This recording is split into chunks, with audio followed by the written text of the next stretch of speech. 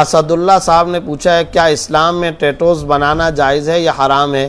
ایک صاحب نے پوچھا ہے اور کہا کہ فلاں صاحب کا ریفرنس دیا جس میں انہوں نے کہا کہ صرف 5 چیزیں حرام ہیں۔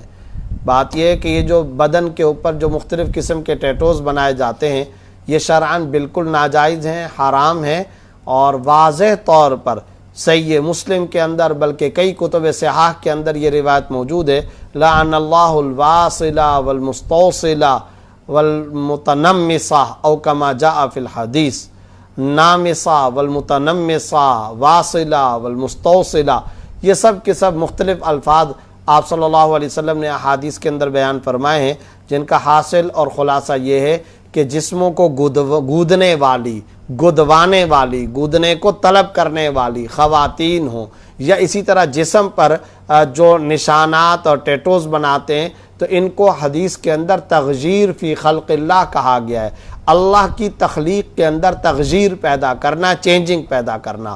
ساتھ ہی ساتھ اس میں تعذیب نفس بھی ہے، اور آپ کو پتہ ہے لا تلقوا بایدیکم الی التہلکہ، اپنے آپ کو ایمان والو ہلاکت کے اندر مبتلا نہ کرو۔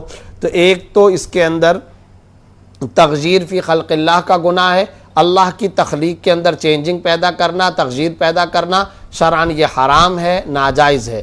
دوسری اس کے اندر جو حرمت کی وجہ ہے وہ ہے تعذیب نفس، یعنی اپنے جسم کو اور اپنے نفس کو عذاب کے اندر مبتلا کرنا، تکلیف کے اندر مبتلا کرنا، کیونکہ ظاہر سی بات ہے کہ کسی انسان کا بھی جسم وہ اس کی اپنی ذاتی ملکیت، آنرشپ اور اپنی ذاتی مملوکہ پراپرٹی نہیں ہوتی ہے، بلکہ ہر انسان کا جسم اللہ رب العزت کی طرف سے امانت ہے۔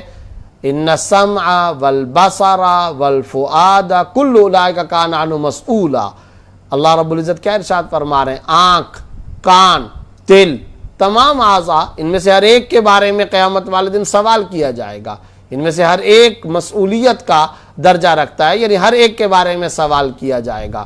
تو خلاصہ کلام یہ ہے کہ میرا جسم میرا اپنا نہیں ہے، اور جب وہ میرا اپنا نہیں ہے تو میری مرضی بھی نہیں چلے گی، اسی لیے میرا جسم، میری مرضی حرام اور خلاف شریعت نہ رہا ہے۔ اور ساتھ ہی ساتھ خودکشی کیوں حرام ہے؟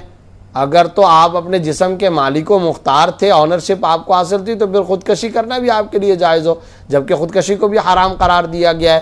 کیوں؟ اس لیے کہ آپ نے امانت کے اندر خیانت کی ہے، تصرف کی ہے، ایسا تصرف اور ایسا استعمال جس کی شریعت نے، اللہ رب العزت نے اجازت نہیں دے رکھی تھی۔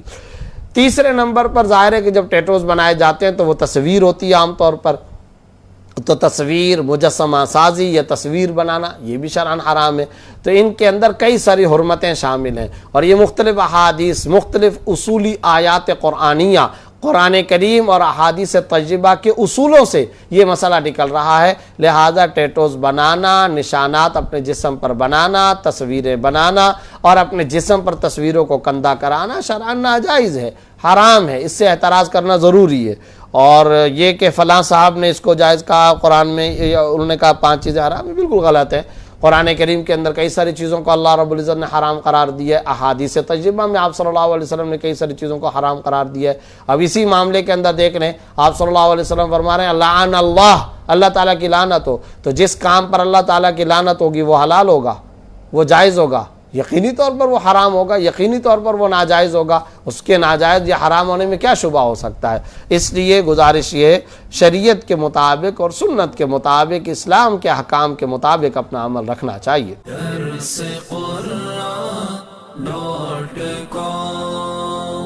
www.darsequran.com